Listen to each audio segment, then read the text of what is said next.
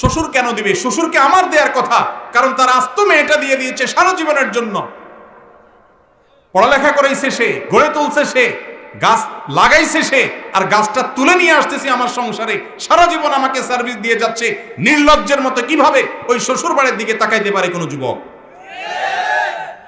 আপনি বিদেশ যাবেন, টাকার তল পড়ছে, আপনাকে বিদেশ যাইতে বলছে কি আপনি রিক্সা চালান? আপনি রিক্সা না চালায় শ্বশুর বাড়ির টাকা দিয়ে বিদেশ যাবেন? আপনার মতো নির্লজ্জ, আপনার মতো বেহায়া আল্লাহর জমিনে কম আছে। যুবক, নিজের মধ্যে বিবেক থাকতে হবে, আল্লাহর ভয় থাকতে হবে। মা বাবার সাথে গিয়া তারে খোঁচাবেন না যে আমার বড় ভাবির বাবার বাড়ি থেকে এটা দিছে, আশপাশের লোকেরা এটা দিছে। এগুলো যদি করেন তাহলে সেক্ষেত্রে মনে রাখবেন আল্লাহর আরশ কাঁপার মতো অপরাধ এটা। ঠিক না বেঠিক? একটা মেয়ে একটা সংসারকে সারা জীবনের জন্য ফেলে দিয়ে, যেখানে সে বড় হয়েছে, তার নারী যেখানে পোতা, আপন মা ভাই বোন সবাইকে ফেলে দিয়ে আপনার সংসারে চলে আসছে, সারা জীবন থাকবে, গাধার মতো খাটবে, সার্ভিস দিবে, আপনার চরিত্রকে হেফাজত করবে। এগুলোর বিনিময়ে প্রতি মাসে মাসে হাজার হাজার টাকা যদি দেন, তারপরও তো তার ঋণ শোধ করতে পারবেন না। নির্লজ্জের মতো তার বাপের কাছ থেকে কিভাবে আশা করে? এই যৌতুকের বিরুদ্ধে আমরা সংগ্রাম করবো তো ইনশাআল্লাহ।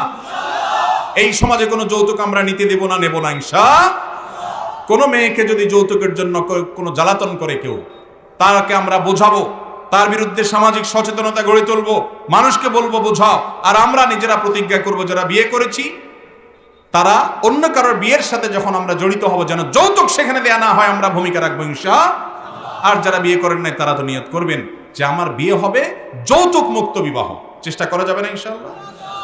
বিয়ে তো আমরাও করেছি, শ্বশুরবাড়ি থেকে কোনো যৌতুক তো আমরা নেই নেই, কোনো সুবিধা তো আমরা নেই নেই। আমরা কি না খাই মরে যাচ্ছি? মানুষের থেকে নিয়া যৌতুক নিয়া বড়লোক হয়ে গেছে, কুটিপুতি হয়ে গেছে কয়জন আমি জানি না, আল্লাহ জানে। কিন্তু হারামখোর কখনো বরকত পেতে পারে। মনে রাখবেন, কারো সম্পদ চুরি করে আনা, রাস্তায় ছুরি চাকু আর পিস্তল ধরে ডাকাতি করা, আর শ্বশুরবাড়ি থেকে যৌতুক নেওয়ার মধ্যে কোনো পার্থক্য? ওইটাও হারাম, এটাও হারাম।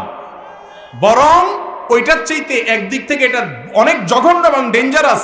কারণ এখানে আপনার শ্বশুর আপনাকে আস্ত মেয়েটা তুলে দিয়ে উপকার করেছে, উপকারের নামে আপনি থাপ্পড় দিয়ে তার কাছ থেকে আরো চাঁদা আদায় করছেন। পথে যে ডাকাতি করছে সেই বেচারা তো ডাইরেক্ট টাকাটা নিয়ে নিছে, আর এখানে যে উপকার করছে আপনি তার কাছ থেকে চাঁদাবাজি করেছেন, আপনি বড় ডাকাত। আল্লাহ আমাদেরকে বোঝার তৌফিক দান করুন। সবাই সচেতন হবো তো ইনশাআল্লাহ। যৌতুক এদেশে আমরা রাখবো না, এই সমাজে আমরা রাখবো। সমস্যা আছে, যুবকরা আসতে চিল্লান। এই কথা বললে মুরব্বীরা কি বলবে? আমি বলি, মুরব্বীরা বলবে যে বিয়ে মাত্র শুরু হয়েছে, কথাবার্তা এখনই ছেলে বলতেছে শ্বশুরবাড়িতে কিছু নেওয়া যাবে না, এই পোলা বিয়ে করাই দিলে কি করবে? এ তো শ্বশুর শাশুড়ির হাতে মুরিদ হবে, এ তো শ্বশুরবাড়ি ছাড়া কিছু বুঝবে না। মুরব্বীরা একটু ঝামেলা করবে, আপনার দায়িত্ব হবে তখন বোঝানো, প্রমাণ করা যে না, শ্বশুর শাশুড়ির জায়গায় শালা শালি কখনো আমার ভাই বোনের জায়গা পেতে পারে না, শ্বশুর শাশুড়ি কখনো আমার মা বাপের জায়গা পেতে পারে। আমার মা বাপ আমার মাথার উপরের তাজ, তাদের সাথে কারোর কোনো তুলনা নেই।